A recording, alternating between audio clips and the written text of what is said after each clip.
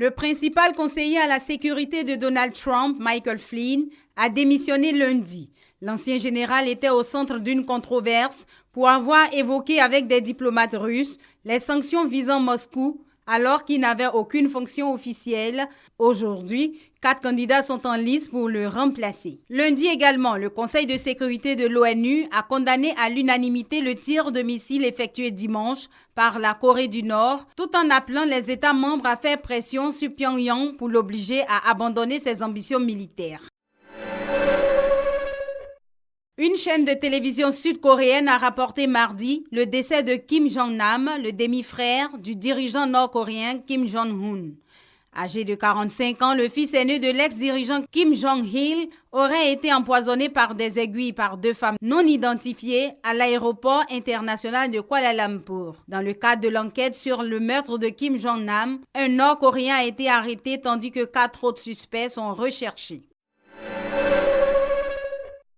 Après plus de 7 ans de négociations, de rebondissements, le Parlement européen a approuvé mercredi à Strasbourg le CETA, un accord controversé de libre-échange entre l'Union européenne et le Canada. Le texte pourrait entrer en vigueur provisoirement le 1er mars prochain en attendant sa ratification par les parlements nationaux des membres de l'Union.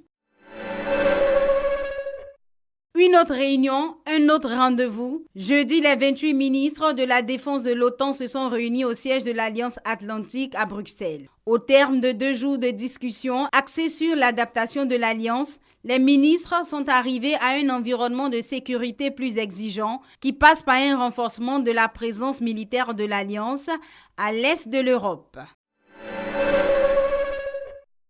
Le patron de Samsung, le plus grand conglomérat de la Corée du Sud, a été placé en détention provisoire vendredi. Lee Jae-yong, 48 ans, le fils du président du groupe, est accusé d'avoir versé près de 40 millions de dollars de pots de vin à la confidente de l'ombre de la présidente Park Geun-hye en contrepartie de faveurs politiques. Cette arrestation porte un nouveau coup dur à l'image de marque du groupe Samsung. Aux Philippines, plus de 6 000 personnes ont été tuées depuis que le président Rodrigo Duarte a lancé sa guerre contre la drogue.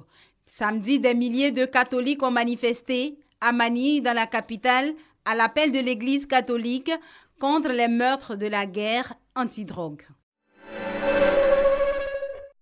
Qui sera le successeur de Rafael Correa qui, après 10 ans au pouvoir, ne se représente plus?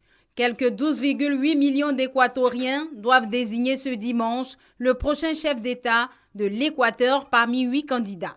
Pour l'emporter, le futur président doit recueillir au moins 40% des voix avec 10 points d'avance sur le candidat suivant.